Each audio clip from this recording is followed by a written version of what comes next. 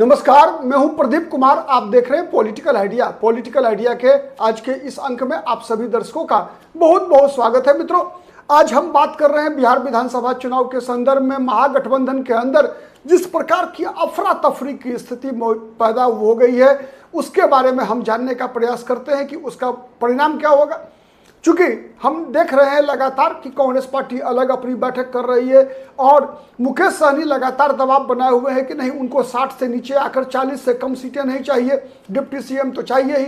वहीं सबसे जो मजबूत सहयोगी राष्ट्रीय जनता दल का, जिसका कि स्ट्राइक रेट सबसे बेहतर रहा पिछले विगत विधानसभा चुनाव हो 2020 का या फिर 2024 का लोकसभा चुनाव हो, इन दोनों चुनावों में महागठबंधन के अंदर जो दल सबसे बेहतर स्ट्राइक रेट से प्रदर्शन किया वो सीपीआईएमएल थी। सीपीआईएमएल को पिछले विधानसभा चुनाव में 19 सीटें मिली थी लड़ने के लिए, जिसमें 12 जीत गई थी, और लोकसभा चुनाव में 3 सीटें मिली लड़ने के लिए, जिसमें 2 जीती। मतलब आप कह सकते हैं लगभग 65-66% सीट का जो है एक प्रकार से जो स्ट्राइक रेट था वो सीपीआईएमएल का था। मतलब सर्वाधिक बेहतर प्रदर्शन करने वाला सहयोगी अगर राष्ट्रीय जनता दल का कोई रहा है महागठबंधन में तो वो सीपीआईएमएल। लेकिन इस बार बिदकी हुई है सीपीआईएमएल। दीपांकर भट्टाचार्य ने स्पष्ट बता दिया तेजस्वी यादव को कि तेजस्वी यादव का 21 सीटों का ऑफर सीपीआईएमएल को मंजूर नहीं है। सीपीआईएमएल को 30 सीटें और उन 30 सीटों की सूची भी सीपीआईएमएल ने सौंप दिया है तेजस्वी यादव को।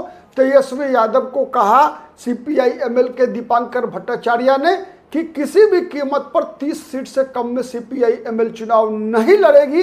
यदि अगर मजबूर किया गया तो सीपीआईएमएल एकला चलो की रणनीति अपना सकती है, एकला अकेले चुनाव लड़ने को तैयार है। अब जानने का प्रयास करते हैं कि ऐसी परिस्थिति उत्पन्न क्यों हो रही है। 2 बातें हैं, सबसे 2 नजरिए से देखिए। एक पहला नजरिया है जो तेजस्वी यादव का पक्ष है। तेजस्वी यादव के पास अगर तेजस्वी यादव जितने भी सहयोगी हैं, हर सहयोगी के दल को अगर उनकी इच्छा के अनुसार सीटें दे तो फिर बिहार विधानसभा सीट के में कम से कम 500 सीट की जरूरत पड़ेगी। लेकिन दिक्कत यह है कि बिहार विधानसभा चुनाव में मात्र 243 सीटें हैं और इन्हीं 243 सीटों में से बंटवारा होना है। क्योंकि अगर हम सीधा केवल मांग पर ही जाएं तो कांग्रेस 70, मुकेश सहनी 60, 130 हो गए। सीपीआईएमएल अब 30, पहले 40 बोल रही थी तो 160 हो गया। उसके अलावा 25 सीट मांग रही है सीपीआई तो 185, 10 सीट मांग रही है सीपीएम 195, उसके बाद 195 के बाद झारखंड मुक्ति मोर्चा 5 सीट 210 सीट मांग रही है पशुपति कुमार पारस की पार्टी 210 सीट। इसका मतलब तेजस्वी यादव के लिए बचा कितना, आप अनुमान लगा सकते हैं। ठीक है, तो ये परिस्थिति सच्चाई है। तो इसीलिए एक तो एंगल ये है तेजस्वी यादव का कि वो सीट लाए कहां से। न मुकेश सहनी झुकने को तैयार, न कांग्रेस पार्टी कंप्रोमाइज करने को तैयार, सब के सब वही स्थिति है। स्वाभाविक भी है एक तरीके से। तो जो रैशनल जो फिगर निकालने की जरूरत है, एक फॉर्मूला तेजस्वी यादव को निकालने की आवश्यकता है। उसी फॉर्मूला पर स्ट्रिक्ट रहना होगा। हाँ, इसमें हो सकता है, खतरा है कि कोई एक गठबंधन के सहयोगी को बाहर जाना पड़े, यह संभव है। लेकिन जो अभी परिस्थितियां बन रही है उसमें सबको संतुष्ट करना भाई संभव नहीं है। सीपीआईएमएल का दोनों चुनाव में प्रदर्शन के बाद लगातार दबाव बना कि चूंकि सीपीआईएमएल का स्ट्राइक रेट सबसे बेहतर है, इसलिए उनकी सीटें बढ़नी चाहिए। सबकी सीट घट रही है, आरजेडी की सीट घट रही है, कांग्रेस की सीट घट रही है, ठीक है। लेकिन सीपीआईएमएल को एक बात का कह सकते हैं आपकी इनाम देने की बात हो रही थी कि चूंकि पिछले दोनों चुनावों में लोकसभा और विधानसभा में सीपीआईएमएल का परफॉर्मेंस सबसे बेहतर रहा, स्ट्राइक रेट बेहतर रहा, इसीलिए सीपीआईएमएल को उसका इनाम देने की बात है। तो इनाम के स्वरूप 19 के बदले 21, ठीक है। और कोई जरूरी नहीं है कि जो पिछली बार का स्ट्राइक रेट था इस बार भी दोहराया जाए। एक तो ये आरजेडी का कहना है। अब सीपीआईएमएल का कहना क्या है, उस बात को समझिए।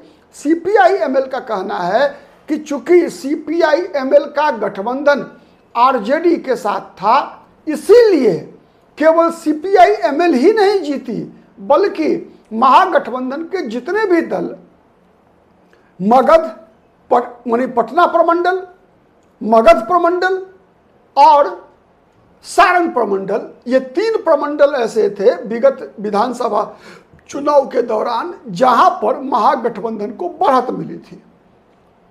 अब इन 3 प्रमंडल में चूंकि स्थिति ऐसी है कि यदि सीपीआई-एमएल महागठबंधन में नहीं हो तो फिर महागठबंधन को बढ़त मिलना मुश्किल है। इससे पहले भी उदाहरण देकर सीपीआई-एमएल के लोग बताते हैं कि इससे पहले भी 2020 के विधानसभा चुनाव से पहले भी जब आरजेडी अलग से अपने बलबूते पर कांग्रेस से गठबंधन करके लड़ी चुनाव, तब महागठबंधन का प्रदर्शन नहीं रहा अच्छा। जब से सीपीआई-एमएल इनके साथ गठबंधन में आई, उसके बाद ही महागठबंधन का प्रदर्शन इन इलाकों में सुधरा। ये दावा सीपीआई-एमएल के लोग लगातार करते आ रहे हैं और इसी दावे के आधार पर सीपीआई-एमएल ने अपनी विधानसभा सीटें अधिक लड़ाने की बात की कि चूंकि अगर हम लड़ेंगे तो जीतेंगे। वो ये भी कहते हैं कि पिछली बार जिस प्रकार से कांग्रेस पार्टी को उतनी सीटें दी गई, लेकिन कांग्रेस पार्टी चुनाव जीत नहीं पाई। इसलिए नहीं जीत पाई चूंकि उन कांग्रेस पार्टी के पास ताकत नहीं है जीतने की। ये दावा सीपीआई-एमएल के लोग करते हैं और यही कारण रहा कि पिछली बार तेजस्वी यादव मुख्यमंत्री बनते बनते रह गए, मुख्यमंत्री नहीं बन सके। उसके पीछे सबसे बड़ी भूमिका सीपीआई-एमएल, और उसी बात को आरजेडी भी दोहराती है कि उसमें सबसे बड़ी भूमिका कांग्रेस पार्टी की रही थी। और इसी को आधार बनाकर लगातार दबाव जो है कांग्रेस पर, तेजस्वी यादव भी और सीपीआई-एमएल के लोग भी लगातार दबाव बनाने का प्रयास जो है ये करते आ रहे थे। तो ये एक सच्चाई है, ठीक है। अब इस सच्चाई को स्वीकार करके तालमेल के लिए कोई बीच का रास्ता निकलता है। कौन सा रास्ता निकलता है बीच का, ये तो आने वाले दिन में पता चलेगा। लेकिन एक बात तय है कि महागठबंधन का जो प्रदर्शन 2020 के विधानसभा चुनाव और 2024 के लोकसभा चुनाव में एनडीए की तुलना में बेहतर रहा। वो इलाका मगध और शाहाबाद का ही इलाका था, वो सारण का इलाका था। और इन तीनों क्षेत्रों में आप देखिए कि जिस प्रकार का ध्रुवीकरण उत्तर बिहार में होता है, उस प्रकार का ध्रुवीकरण नहीं होता। यहाँ जो लड़ाई का मामला होता है वो जो मुद्दे होते हैं ना, वो आरजेडी को और आरजेडी के गठबंधन को ज्यादा सूट करते हैं। आरजेडी हर वक्त चाहती है कि ध्रुवीकरण जो हो, जो पोलराइजेशन हो, वो हो सवर्णों के खिलाफ, ठीक है। तो और ये वो इलाका है मित्रों जहां पर कि प्रायः ध्रुवीकरण जो होता रहा है वो सवर्ण राजनीति जो है उसके खिलाफ ही होता रहा है। क्योंकि एनडीए के तरफ प्रायः सवर्ण मतदाता एनडीए के तरफ झुकाव रखते हैं, तो उनके खिलाफ ध्रुवीकरण होता है और उसी ध्रुवीकरण के परिणाम स्वरूप महागठबंधन चुनाव जीतती है। लेकिन वही उत्तर बिहार की बात कर लीजिए आप, तो उत्तर बिहार के अधिकतर विधानसभा क्षेत्रों में देखेंगे तो ध्रुवीकरण जाति से ज्यादा मजबूत ध्रुवीकरण होता है धार्मिक, ठीक है। धर्म के आधार पर ध्रुवीकरण होता है और उसी का परिणाम होता है कि वहां पर एनडीए को बहुमत मिलता है, आगे होती है एनडीए, चाहे वो चुनाव लोकसभा का रहा हो चाहे वो विधानसभा का रहा हो। तो ये एक बिहार की राजनीति की सच्चाई है। अब इस आधार पर कहां बीच का रास्ता निकल पाता है सीपीआई-एमएल और राष्ट्रीय जनता दल के बीच, हमारा इंतजार रहेगा। आप भी बने रहिए हमारे चैनल के साथ। हर पल पल की खबर लेकर हम आपके समक्ष उपस्थित होंगे और हर खबर का विश्लेषण आपके समक्ष, केवल सूचना नहीं बल्कि सूचना के साथ साथ उसका पूरा विश्लेषण आपके समक्ष पॉलिटिकल आइडिया पर आपको मिलता रहेगा। आज के लिए इतना ही, बहुत बहुत धन्यवाद।